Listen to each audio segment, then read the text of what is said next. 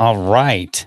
Welcome to another morning episode of the Liberty Dad podcast, a discussion on politics and culture. If you're tuning in live, I especially thank you for giving me your time so very early. Goodness, what are we doing, folks? Well, we are getting up and getting that day started, carpe diem and all that. I had a realization in my mid 30s despite somewhere in the range of, I don't know, 200,000 hours experience talking, I realized I wasn't actually good at communicating. So this morning, we're going to discuss the distinction of talking and communication and how you yourself can improve.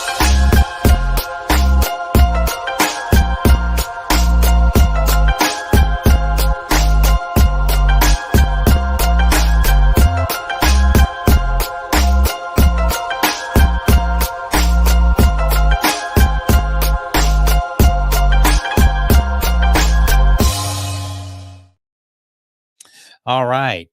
So we're back for another episode. This is exciting. Let me qualify that 200,000 hours because you're probably like 200,000 hours. So I just did some quick table napkin math. And what I did was I said, all right. So it was roughly around when I was 35 that I had this realization. And I took 35 times 365 times about 16, right? So that gives me about 16 waking hours roughly. So it's somewhere in that ballpark. I mean, if it's 180 hours, 180,000 hours, like whatever, it's close. So that's what I mean by the 200,000 hours. And today I want to talk about the distinction, the difference between talking and communicating. And it may seem weird to some people because the idea that I had when I was 35 and I came to this reality, I was like, well, I've been talking forever. I know how to talk. I'm good at it. I do it every day. So I assumed that my communication skills were somewhere decent. Maybe not expert level, but somewhere pretty decent. And then as it turned out, it actually wasn't. So, and I learned about this through Toastmasters, and you've probably heard about it. And I'm going to be kind of making a pitch for Toastmasters, not because like there's certainly nobody's paying me, but mostly because my experience and other people's experience with Toastmasters has really elevated their communication skills. I don't know anybody that has went into Toastmasters and even put a limited amount of effort into it and not got something out of it. It just like it's a good thing. So what is it? Okay. Sorry, I got something going off my voice here lately. So pardon me if I clear my throat and all this stuff, and I'll try to hit the mute button and all that stuff. So in fact, let me do that real quick. Okay. So what is Toastmasters? It's an they build themselves as an organization that teaches leadership and public speaking or communication skills. And the way that it works is you go in there and they have a meeting on a regular basis. When I attended, we would have weekly meetings. So every Tuesday morning at 7. That's weird. I seem to do a lot of things at 7 in the morning. But anyway, every Tuesday morning at like 7 a.m., we would meet, and the meeting has specific roles and it has a specific outline that doesn't change. Like these are fixed and it's very regimented in a sense. So what you and the reason that you learn leadership skills in there is because you have all these different roles that you partake in. So here's what I'm going to go through the roles. I'm just going to talk to you about the roles. And in fact, you know what? Maybe I'll just pull this up on the yeah. I think that'll do that. So club meeting roles. Let's put this up on the screen, and I think that'll make it a little bit more interesting. You're not just looking at me and stuff like that. So let's pull that up on the screen here and present, share screen, and there. Oh, nope, there we go. All right. So now we're going to add you to the stage. Bam, we got it. All right. So we have these roles, and let's see here. I can zoom in a little bit. That way it makes it a little bit easier to read if you're on a small screen. All right, doing my best here. Okay, perfect.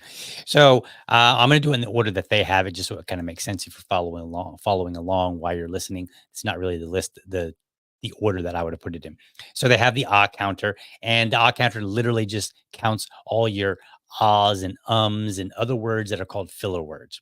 Then you have your Toastmaster. This is basically your MC. They are going to be the person that makes the transition from one part of the meeting to the next, which we'll get into in a moment. You have your table topics speaker. Boy, I don't really like this order at all. So you have your topics master. Well, I'll do it in my order here. You have your topics master.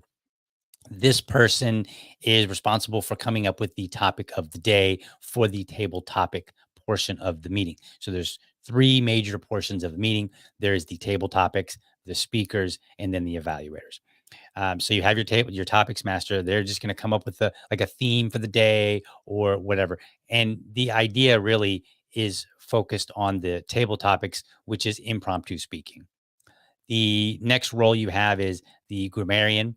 This person just sits there and they listen to every single speaker, just like the odd counter. They listen to every single speaker and they take note of grammar. This is actually one of the most difficult roles because you will realize, unless you are somebody that studied grammar, you're going to recognize that you're going to find out that you don't recognize necessarily bad grammar when you hear it, unless it's really out of the ordinary. And that's because we speak so casually and colloquially on a regular basis that we're actually used to hearing things and it doesn't stick out. Then you have your timer. This person, each speaking opportunity that there is has some time limit on it. Whether it's, if so if you have a speaking role like a speaker, then you have projects that you're working from, and those projects will have a time frame. So it might say like 5 to 7 minutes to give this speech. If you're doing any of the other ones like the table topics or the evaluator, those tend to be somewhere in the range of like 1 to 2 minutes, usually about 2 minutes. And then you have your meeting speaker. So this person is just somebody that speaks. Like they have um, they're following a path. The way that Toastmasters works is they have like this path. You answer all these questions at the very beginning, and then you say, "Okay, I want to take on this particular path or this particular path," and then the requirements, the speaking requirements that you're given, are directed to help you improve in that particular area. You have your general evaluator. I'm not highlighting these. I'm sorry. You have your general evaluator here. This person evaluates everything that takes place in the club. So they're the person that might say, "Hey, we started late." Like they'll give a report at the end, and they'll say, "Well, we started late." They'll say, um, "Everybody left the stage, and the stage was empty at this particular point because the stage should never ever be empty. There should always be somebody on there." You have your evaluator. The evaluators, they evaluate the speakers. So imagine that I'm working on a speech that I'm supposed to give for 5 to 7 minutes. I will be assigned an evaluator. And then that person, they listen to my speech. And then once all the speakers are done, then the evaluators come up and they evaluate the people that they were assigned to. Let's see here. And that's it. So that is basically all of the roles for a Toastmaster meeting. Now, let's talk about what a meeting kind of looks like. And I'm gonna explain the value in all this because I don't want to just like, yeah, you guys go to Toastmasters. I'm gonna tell you kind of like what the roles are, and then I'm gonna discuss right now the meeting, like kind of like the order of the meeting, as at least as I remember it.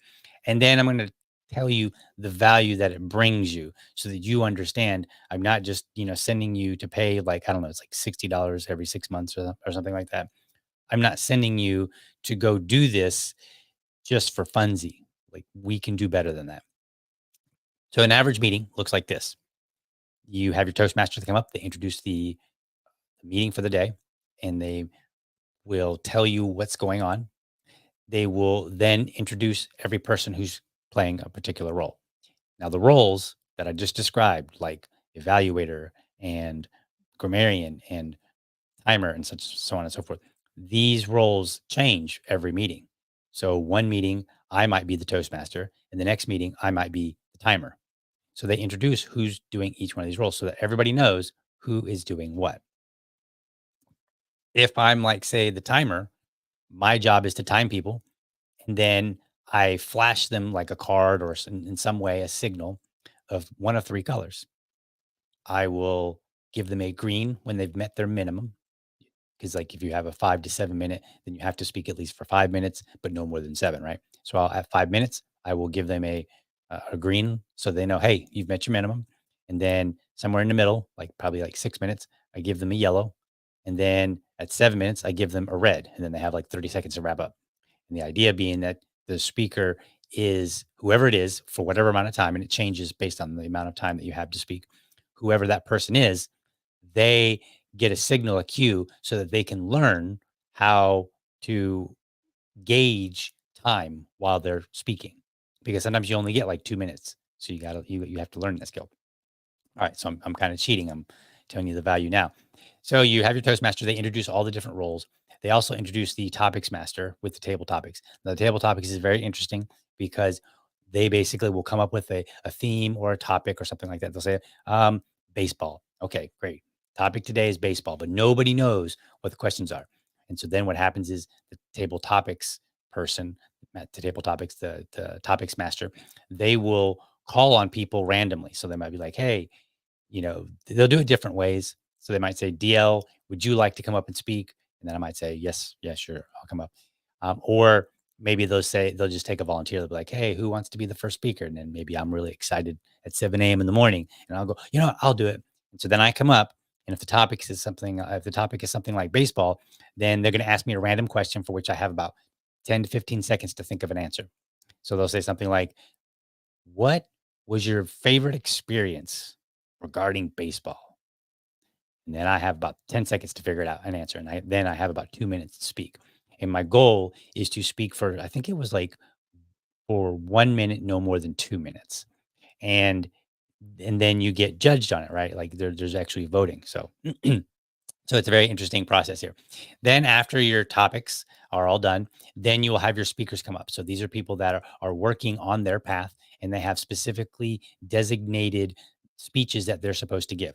So they will get up, and some of the speeches could be like 5 to 7 minutes. Some of them could be, 10, 15 minutes. And there's different requirements that are associated with them. Then after the speakers are all done, then the evaluators who have been listening, they come up and they give an evaluation for whoever that their speaker that they were assigned to. So and then once the evaluators are done, then everybody gives their reports. So then you have, the person who is doing the counter, they will stand up and they'll say, okay, so Fred had three ahs and two ums, and Mary had this many, blah, blah, blah. And so they'll just go down the line, and they're literally listening. Like that's their whole role for the whole meeting, is to come in and say, all right, I'm going to count every time you say or any other filler word. A filler word, just for the record, if you don't know, it's a word that you say that adds no value whatsoever. It's literally you just saying something, so there's not dead air. So it's when you hear somebody, like, the obvious ones are like, uh, so yeah, right? Like those are that's just a filler word. I was just filling in air. That's it. Um, so and what's interesting about it is once you learn to listen to them, it's actually a nightmare. It's probably the worst part of Toastmasters, in my opinion, because you start hearing all these ahs and ums, and then you're talking to your friends. You're like, "Yeah, man." So then I was over here, and you're listening to them, and they're like, yeah," and they're like, and then I did this, and you're like, "Oh my god!" Like you just tons and tons of filler words, and it is so aggravating. What makes it even more aggravating is when you're watching television, when you're watching like newscasters, people that have their own show that are making like hundreds of thousands of dollars, and you listen to them and you're like, wow, they get paid all that money and listen to all those ahs and ums. Like it's crazy. It's just wild. So I think that's like that is the most irritating part of Toastmasters, in my opinion, is because you kind of learn this skill and you cannot turn it off. And it's just, it chills out after a while. Like, I still notice them, but now it's not as pronounced. But when you first learn it, it's like, the blue car syndrome. Like you think there's no blue cars out there, and then you buy a blue car, and then all of a sudden now you're like, wow, everybody's got a blue car. It's just crazy. So, okay. So, moving on now, why is this valuable? So, what's the value here to have in it? There's actually a value in a lot of the different roles. So, the Toastmaster role, starting with the very beginning, the Toastmaster role teaches you how to run a meeting. You get up there, you're trying to be on time, you're trying to make sure that uh, that that things flow. If there's like this, if I'm the Toastmaster and I'm transitioning from one thing to the next, it teaches you, or it teaches you to be able to say things that make sense to help that transition flow a little bit better. So if somebody maybe just finished a speech and you go into the next one, you might say something like, "Well, that was really great, Mary, about how you said this. And I'm excited to hear about what John has to say in his speech," right? Like it teaches you to kind of use what has happened to help transition to the next thing that's going to happen. So the Toastmaster role is very, very important. Then you have roles like the timer. The time, I mean, all of the roles are very, very important. Don't get me wrong. The timer role, this one helps the speaker because as I'm speaking, if I come to my minimum and I've met my minimum, then you throw up like a green card, and then I have that cue, and I know, okay, I've met my minimum. But I also know that since I've met my minimum, I'm at a certain point in my speech, which has a specific amount of time. So that gives me an opportunity to identify where I am in the speech and lets me know if I'm going too fast or too slow. The timer then will give me like a yellow card, which kind of basically says, "Hey, you're kind of in the middle ish." And then I know, okay, I'm midway through. It's actually a little bit more than midway through, but um, and then they give me the red one, and then I know, oh my god, I got 30 seconds to wrap it up. Because when people vote on who is the best speaker in all the different areas, if you exceed your time, then you don't get to be you don't get to win for that day, right? So like you basically disqualified. Your ah counter, as I pointed out, they're counting all your ahs and ums, and they just are there to make you aware of it. Because, when you're speaking, you don't always, especially at first, you don't realize that you're saying all these ahs and ums. And then when someone points it out and they're like, DL, you had three ahs, two ums, and kind of were like, "Rah," you slurred a word or something like that, whatever. They'll point out these kind of things. And then I recognize it. And then when I start hearing about it, then I start recognizing it when I'm speaking. Then you have your grammarian. Honestly, this is the most difficult one, in my opinion, unless grammar is something that you're good with. It is very, very difficult. Now, what made it easy in my Toastmaster class group was that we had several people where English was their second language. So I always enjoyed when they came up because I was like, all right, this job's going to be easy. Like I could pick out, it's easy to pick out when English is the second language of somebody and they haven't necessarily mastered it to the level of a native speaker. So it's really nice because otherwise you're struggling to find something. And there are many, many meetings where the grammarian gets up and they're like, I think everybody did good, but we all knew that we didn't because we know that we speak very casually and we probably messed up some grammar somewhere. Your evaluators, the evaluation is really interesting because, in fact, this might be one of my favorite roles. Actually, it wasn't at first. At first, I found it very hard. So let's just say that Fred is speaking and I'm his evaluator. When he's done speaking, the next speaker goes up. And then once all the speakers are done, then the evaluators go up. So then I go up. Let's say Fred is the first speaker. So then that means I'm the first evaluator. Depending on how many speakers you have, that's how much time I have to get my thoughts in order. So if Fred spoke for 5 to 7 minutes, and then there was one more speaker after him who spoke 5 to 7 minutes, then I'm going to have less than 10 minutes to figure out how I'm going to evaluate Fred. And there are two parts to the evaluation effectively. There is the talking about the good things that he did, and talking about the bad things. But we don't want you don't want to you initially start out, and criticizing someone tends to be a little bit easier than finding the good stuff. It just depends because what you're supposed to do, what the way that you evaluate is based on what how they communicated, not what. So if I were to go up and as an evaluator and say, Fred, I really liked that topic and I thought it was really neat when you pointed this out, that's not a good evaluation. The evaluation should be talking about, okay, where his hands sitting in his pocket the whole time? Maybe he had his hands in his pocket and he's standing there. Maybe he stood up there with his arms crossed like this and he gave his whole speech with his arms crossed. And so then those are the things that you kind of point out and you say, well, Fred, you need, one of the things that I noticed, and there's you learn different ways to do this, but you point out, like, I saw that you had your arms crossed and that, to the audience, that doesn't open and invite them in. You're going to want to open up your arms, speak with your hands a little bit more, and so on and so forth. And so you give them that kind of feedback.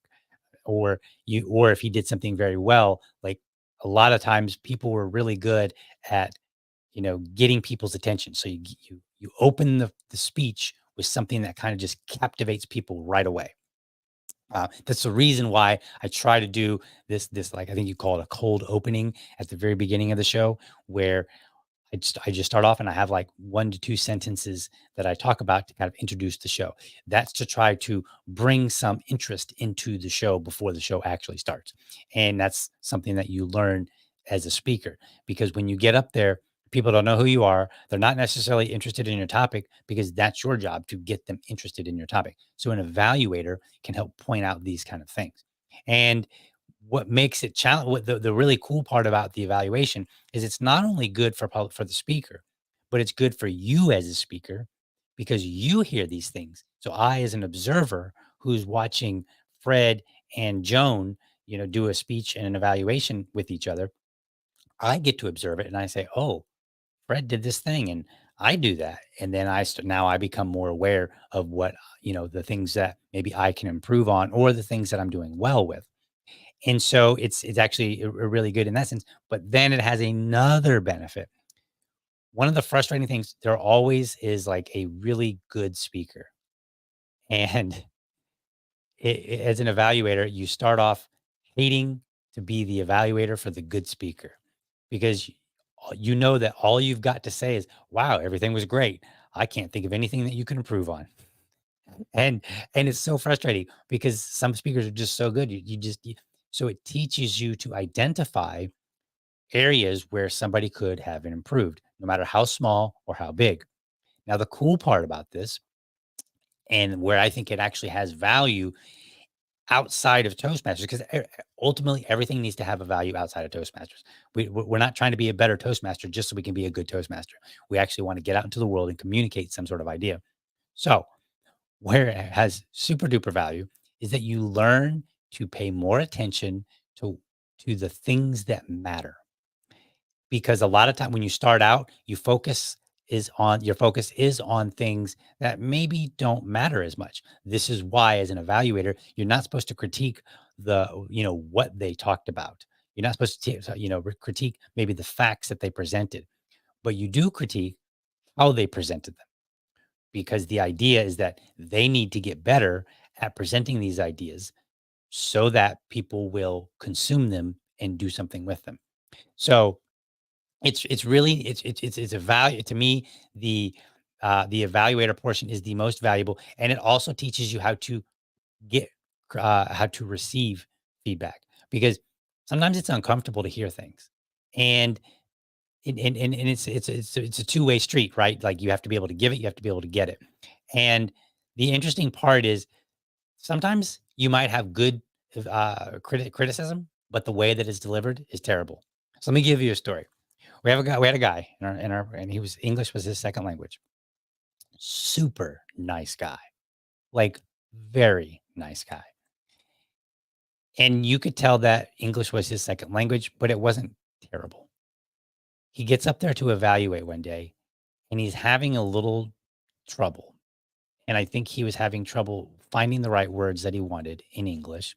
And then he was also having, trouble putting those words, like, effectively saying them. So he came out and he just said, "Your speech was boring." He wasn't talking to me. He was talking to somebody else. And we were all like, "What?" He just because you don't get in trouble at Toastmasters.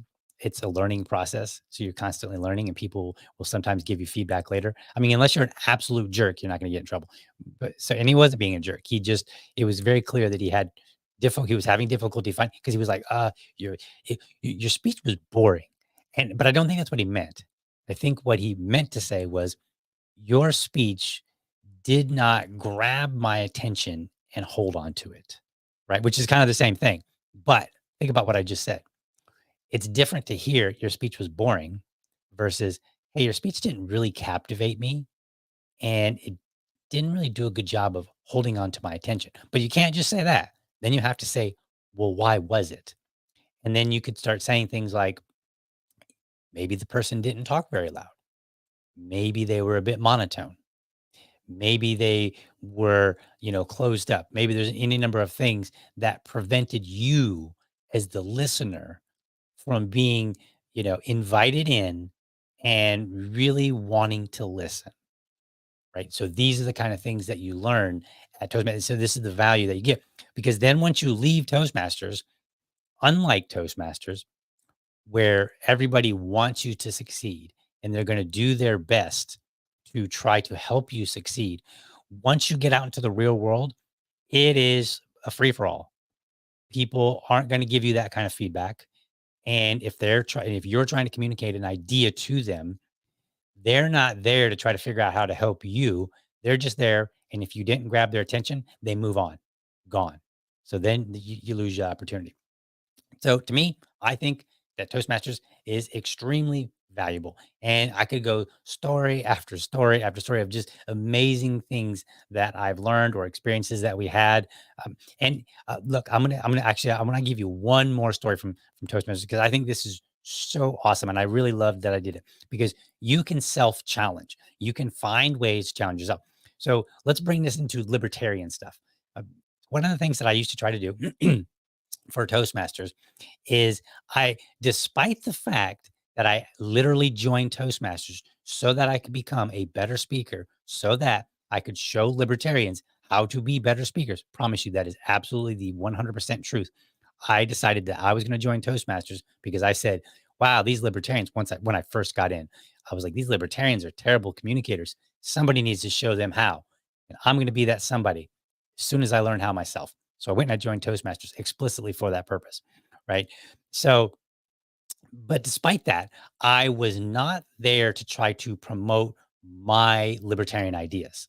So I did vary a lot of my topics a lot all over the place. And I think that was a very valuable lesson for me because one of the other things that you learn is sometimes you're really good at speaking in one area, but that you're very, very familiar with. But then you get called upon to speak about something that you're maybe not as familiar with. And you find out the hard way just how difficult that is. So I think that was actually a benefit. So I didn't really speak a lot about libertarian topics. But this one particular guy, every time there was like a shooting in the news, his speech was like basically an anti gun speech about how we need to limit guns. And it drove me crazy. And I didn't want to argue with him because I'm like, that's not what we're here for, right? We have a purpose. We're here to learn better communication skills. But at the same time, I wanted to challenge this idea, but I wanted to challenge it without appearing like I'm challenging him. So I waited my time. And when the opportunity came up, I took it. What I did, I had a speech, and my speech that I was supposed to give required me to involve a member of the audience.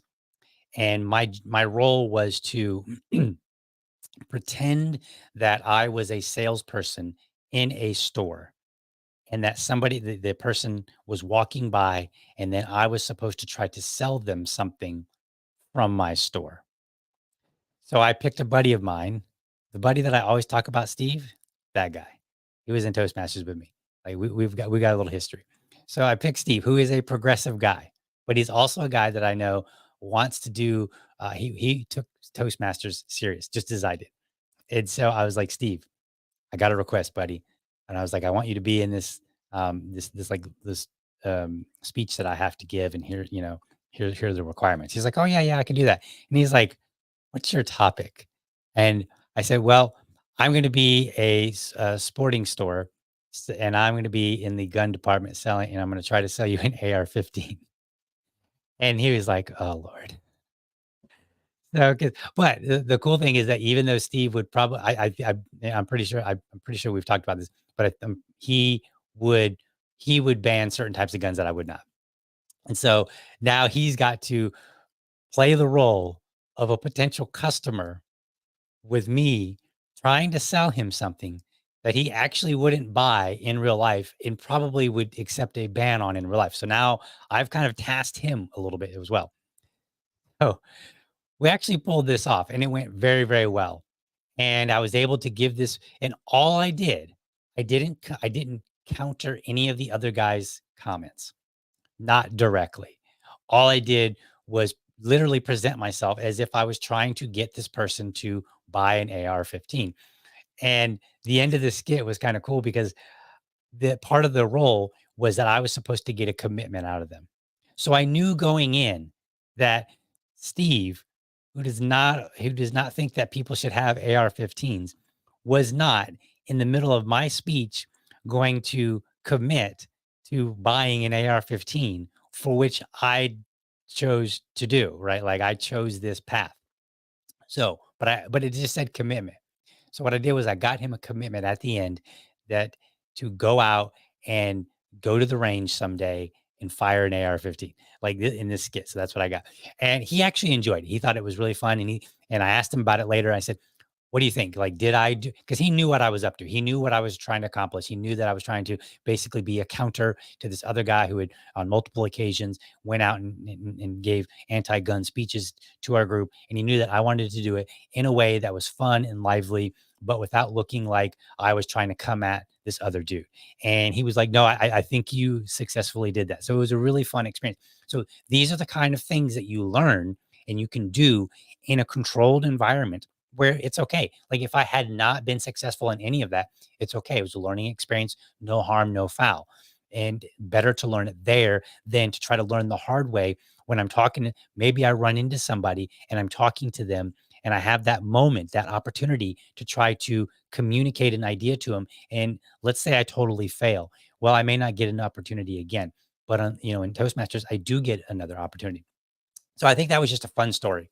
I have been, because of Toastmasters, I've become very willing to speak publicly. So I've spoke, from a bullhorn in public at rallies. I've given speeches in front of groups of people. I've given interviews to media, to regular people, to in person, in virtual, over the internet. I've given eulogies. I've done a lot of public speaking, but the one thing that I would say is you don't have to be a public speaker or even a desire for public speaking in the sense of speaking before a group of people to find value out of Toastmasters. You can get value from Toastmasters, even if it's just like, I only want to talk to people one on one. I have no interest in speaking in front of more. Three people show up, I'm gone, right? Cool. That's great. Go to Toastmasters anyway, because you're still going to learn that speaking, whether you're speaking to one person or 100 people, the concept is the same. You are trying to communicate an idea to someone or some people. I have also spoken to individuals, hundreds of them. We used to have Airbnb at the house, and we had a lot of people coming in from all over the world, literally all over the world. Like we had people from Vietnam, people from Sweden. Was it Sweden? I think it was Sweden. We had a guy from Israel come out. We had people from all over the world, and then we had people from any number of different states coming out for different reasons, and always got an opportunity to talk to them because I opened the door for it. Like I would say, like they would ask me, "What kind of things are you into?" Well, glad that you opened that door. And so then I would I would take that opportunity to say, well, I'm whether I was the chair or the treasurer or the secretary of the Libertarian Party here in Duval County. Oh, what's the Libertarian Party? Ah, glad you asked. Let me tell you a little bit about it. And so then I would tell them.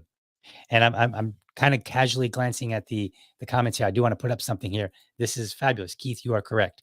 You are never too old to learn or improve. Absolutely. I was 35 when I decided that I was going to improve my communication skills, like somewhere around it, maybe a little bit older, but in my late 30s, in my mid to late 30s. That's when I decided to start attending Toastmasters. It wasn't when I was 20. I mean, I did attend a Toastmaster meeting once when I was 20, but it was actually when I was older. And that's when I realized, oh my goodness, 35 years or so I've been going on and I've actually not been communicating so well. So all this talk, is is fun. But talking is communicating, but the level of communication varies. So sometimes I'm just talking with some friends and we're shooting the breeze, right? I'm still communicating, but the level of the communication is limited, right? I'm just talking off, whatever I say is what I say. It doesn't matter. I'm not too worried about it. We're shooting the breeze. We're having fun. I'm not really trying to communicate an idea and really get someone to hold on to it But then there are times when maybe I'm talking to somebody and I'm trying to convince them of an idea. And so that's a different level of communication. And then yet other times I'm speaking to a crowd and I want to leave a group of people with an idea. So when we talk about the level of communication varies, that reminded me of a clip from a movie. And I'll play this clip real quick. This clip is from the movie The Interpreter. The 2005 film stars Nicole Kidman and Sean Penn. Now, the scene here, just to kind of give you a little bit of a background of what's going on in this particular scene, she has overheard an assassination plot and she called the authorities and she's meeting the investigator for the first time and they're having a conversation and he's a little skeptical of who she is and her claim. So he's just like he's trying to feel her out and she's trying to get the communicate that, hey, I heard this assassination plot and I think you need to take it seriously. And so let's go ahead and pull that up on the screen here and we'll give it a little listen. Maybe you don't want Zawani at the UN. I didn't make it up. How do you feel about him? I don't care for him. Wouldn't mind if he were dead. I wouldn't mind if he were gone. Same thing. No, it isn't. If I interpreted gone as dead, I'd be out of a job. If dead and gone were the same thing, there'd be no UN. Your profession is playing with words, Miss Broom. I don't play with words. You're doing it right now. No, you are. If I wanted him dead, I wouldn't have reported it. I would sit back and let it happen. It's not what I want. That's not why I'm here. Here. Here, working at the UN, instead of standing on a road somewhere with a machine gun. Okay, so as you can see here, she took it very serious when he tried to say like gone, dead, same thing. And she said, absolutely not. It is not the same thing. I would be out of a job if I interpreted those things that way. And then some other things. That is one level of communication. And in that particular, her profession, the use of words, excuse me, the use of of words and the ones that you translate are absolutely critical because you could totally communicate you could communicate the entire wrong idea, because the way that languages work. Now, you don't necessarily have to be at that level per se where you are using words so precisely.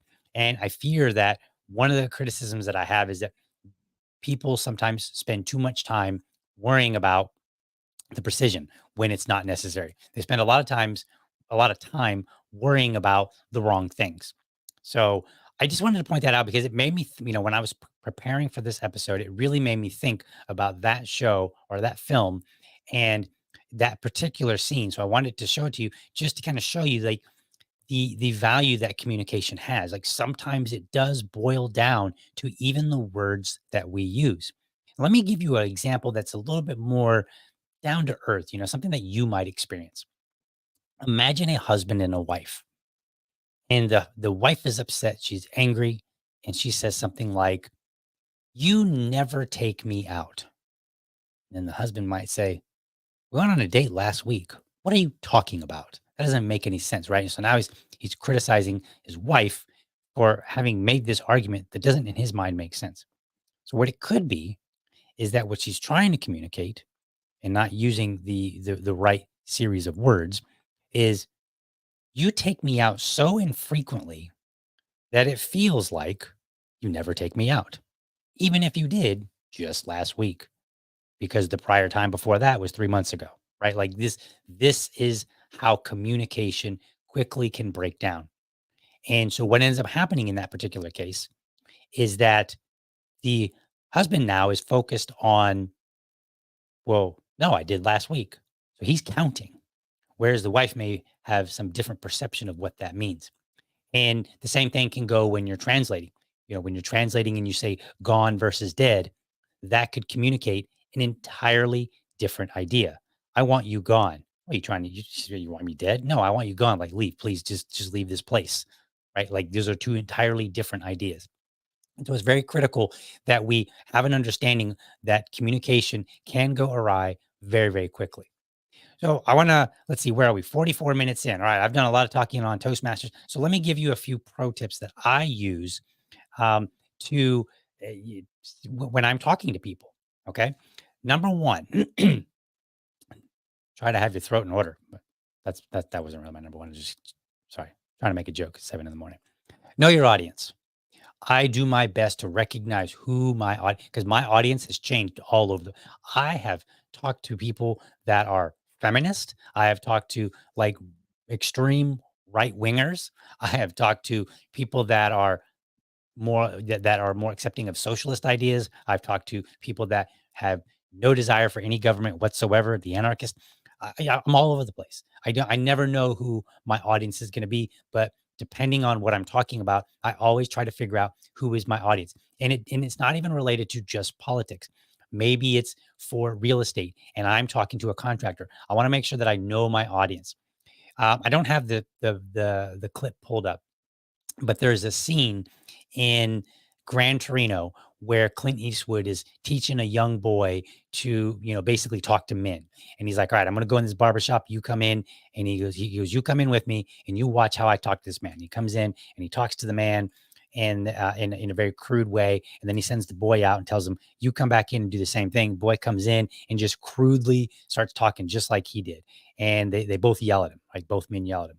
And he gets in trouble and he's like, well, I just did what you told me. And he's like, no, no, no. You can't just come in and start insulting a man. And the lesson there was to know your audience. The audience in this particular case for Clint Eastwood was that this was a man that he knew and had a good relationship with. So he could say those things. The other young man did not have that kind of relationship. So he could not come in and start talking as if he had a pre-existing relationship. And so these are the kind of things that you learn when you start focusing on knowing your audience. You know what you can say or what you maybe shouldn't say. Because ultimately, if you say the wrong things, it's not just that somebody may get the wrong idea. They may be turned off from the conversation altogether. And if they tune out, it's very hard. One, you may not realize they've tuned out. And number two, even if you have, it could be very difficult to bring them back, to get them back into where they're actually listening. It's very, it is not a position that you ever want to be in. So you always need to know your audience. Another reason that you want to know your audience is so that you can adjust your language accordingly. If I am speaking to if I'm speaking to a person who I know doesn't have a lot of education, it is a terrible idea to use all kind of $10 words. Like they're going to feel like I'm talking down to them or that I'm trying to sound smart or whatever. So we want to be careful about our jargon. But maybe if I am talking to somebody who's very educated, then maybe I utilize the words as I remember them, right? Like don't go out of your way to sound smart, but you can recognize that, oh, here in this moment, it's okay to use this word versus this word, right? Because ultimately, all you're trying to do is communicate an idea. You also want to use them when they're appropriate. So when I talk to non-libertarians, if you were to be a fly on the wall, you would almost never hear me say things like ANCAP, anarchist, high time preference, low time preference. I don't use any of those words because they're not going to know what they are. A lot of people aren't going to want to stop. Sometimes they will, but they don't always stop to ask you because people don't want to feel stupid. It's not that they are stupid. You will feel that way if you have to stop and ask somebody, what does that word mean? What does that word mean? What does that word mean? It's like you get like one or two that people are comfortable asking, and then after that, they're done. So don't use so many. Instead, I just use the word libertarian. It's a catch-all, and it's good enough because the precision there isn't so necessary. It's a distraction in that particular case. I'll also, instead of like high time, low time preference, I'll just say things like instant and delayed gratification. They're not quite the same thing, but they're good enough. They're good enough to communicate the idea that I'm trying. Um, I prefer to explain ideas, not sophisticated words. And if you're talking and you're using all these sophisticated words to somebody who doesn't immediately recognize them for whatever reason, then you're going to end up explaining them anyway. Your conversation is going to take a whole lot longer, and you may not even get through the thought because, as everybody has experienced, conversations deviate. We're having a conversation, all of a sudden, yeah, that reminds me of this one thing, and then all of a sudden, you're on a different path. So the tighter that you can make your conversation by using the appropriate words when appropriate, the better off you are. Recognize their sphere. So this is kind of like knowing the audience. Again, are they more right leaning? Are they more left leaning? Here's a trick that I used to do years ago. This was so like everybody likes to get on the internet and debate. We all do it. And once upon a time, you didn't have social media like Facebook and Twitter where you could get on there and just argue with random people all over the place, and find stuff. Back in my day, not to sound too old, but back in my day, we had to go to forums. Now, there's even a further back in my day, but we'll leave that for some other time. But we had to go to forums, and you would go in and you would log in, and the forums were always topic. So I was a young evangelical, and I loved to debate religion with people. Um, that sounded weird, with people. Like, who else are you going to debate to? But I love to debate the topic of religion with people who were not religious. So I found my way to all the atheist forums. And one of the first things that I learned is that at the time I would give them basically right wing or right leaning, links. I would say, "Oh, check out this thing from Fox News," and they would say, "Oh yeah, that's Fox News. I don't even watch that. That's garbage." And they wouldn't even listen, and they would basically tune out. So I learned my lesson. So what I started doing is I started doing better research, and I would give them a link that I knew they couldn't just ignore. So, this is why you want to recognize the sphere that somebody operates in. And you can't always do this right away. Like, it's a learning process. As you're communicating with somebody, you slowly learn. And as you learn, then you adapt your conversation so that you can be a more effective communicator to this person. And it sounds overwhelming, but it's really not. You just simply start and you do a little bit here, a little bit there. And as you go along in your in your learning process, you learn more and more and more, and you apply it more and more and more.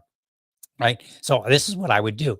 And it was kind of phenomenal because when I would give somebody a CNN link that basically said the same thing as a Fox News link, then we could have a conversation about whatever it is that I was trying to, whatever point that I was trying to prove.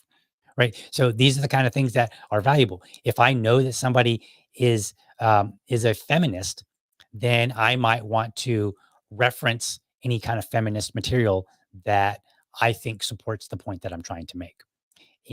Because you don't want, like, if they're a feminist, you don't want to quote somebody who's in the what is that called, the manosphere or whatever, the red pill sphere, whatever. Like, you don't want to draw directly from their big opponent. Like, that's not going to work.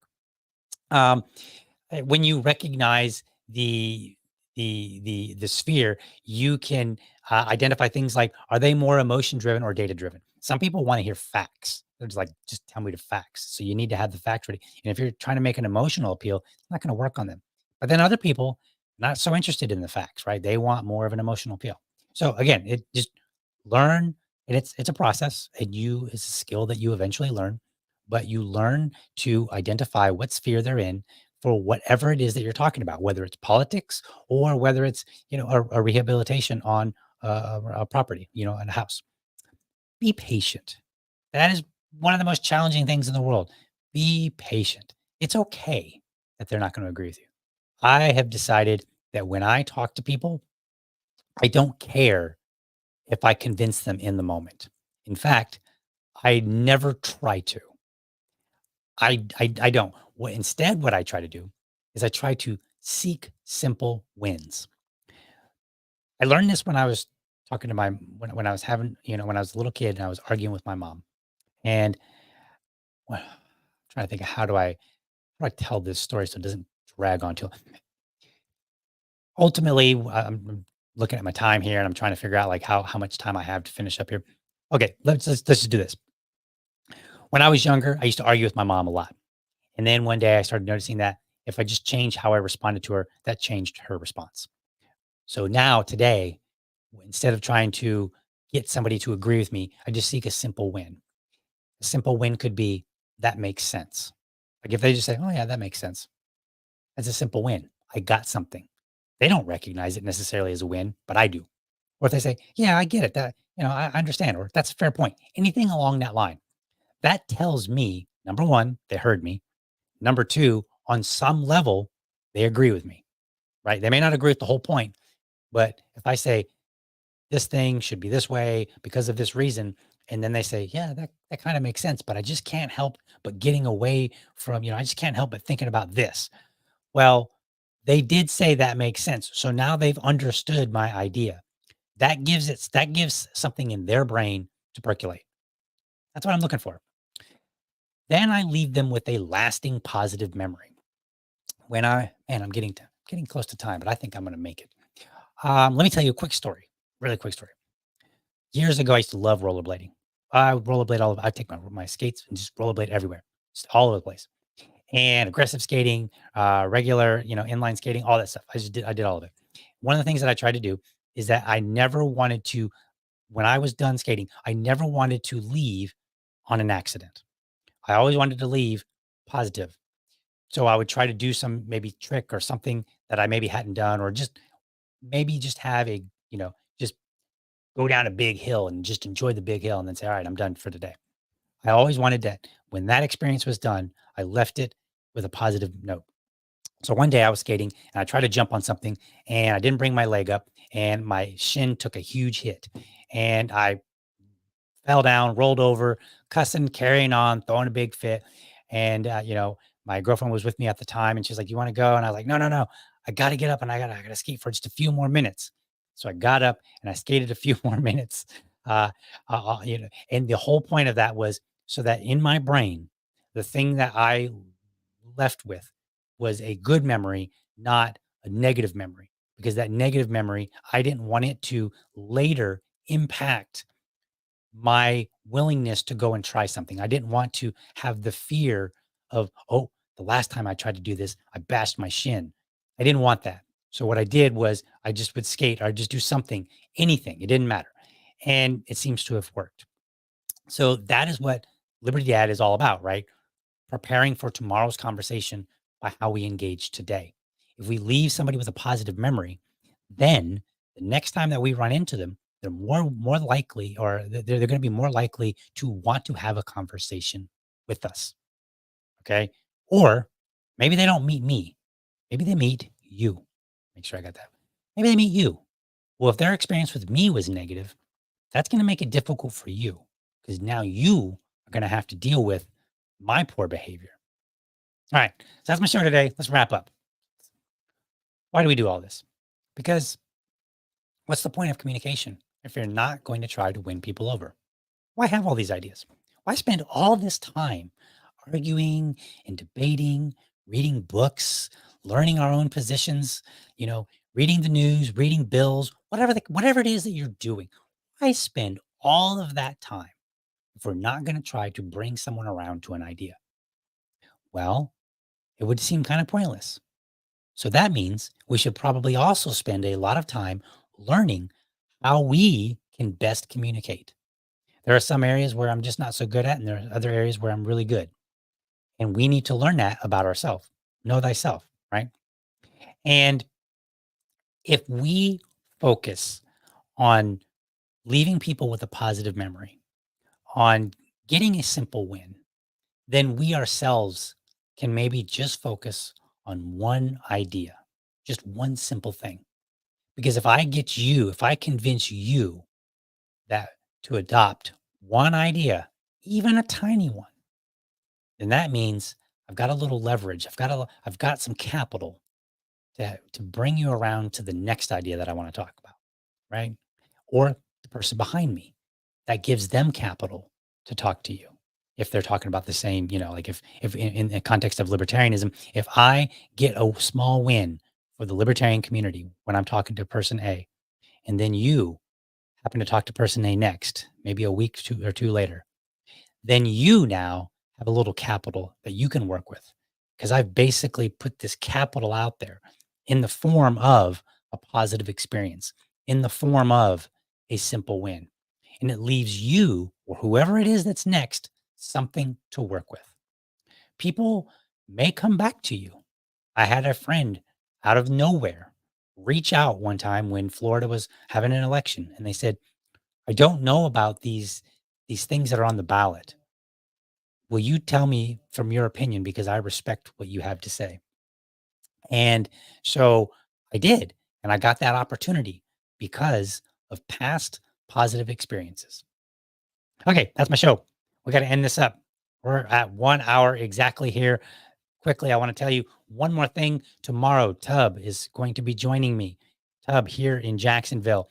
And we're going to be doing something new on Friday mornings. A while back, I talked about that I think that libertarians should get involved in the culture war, but I talked about how they should get involved in a very specific way. So Tub is going to join me, and we're gonna kind of go through some items and say, should we be talking about that? Yay or nay? Yay or and if we do, if he determines that this is something that we should talk about, then we'll put that out there, and maybe we'll even talk about that topic. That sounded very awkward the way it just came out. I apologize, folks. Uh, it's been a long 1 hour. But ultimately, just know tomorrow Tubbs going to be on, and we're going to be helping identify things that libertarians should put their attention to. Anyway, thank you for watching, everybody. I hope that you enjoyed the show. I hope that this has motivated you to improve your communication skills in whatever way that is available to you. Be sure to catch me every morning, Monday through Friday, 7 a.m. Eastern Standard Time, for an informed discussion on politics and culture. Then again on Sundays at 7 p.m., where I bring on my co host, Susan Hogarth. We're going to discuss LP happenings. We're going to look out all across the internet and find what is happening in other libertarian parties, the state and local level. And we're going to bring them to you to motivate you to do some of those things, or if nothing else, give you something to be excited about. Be sure to do all the proper audience actions. Where are we here? There it is. Go to YouTube and subscribe to my channel if you are not. YouTube.libertydad.com. Go to Rumble, subscribe there. Now, there's only one video there. I know I keep promising that things are going to be happening. A lot of work behind the scenes here, folks. Rumble.libertydad.com. I want you to go there, do all the things, like videos, follow me or subscribe if you're not subscribing. Leave me a comment and say, hey, DL, I try to read the comments. I don't always get too much, it's a little difficult to sometimes read the comments while I'm doing the show, but I do go back and try to read comments later. And lastly, remember, if you are a champion of liberty, your business is people and your product is liberty. I want you to have a great week. Catch you tomorrow.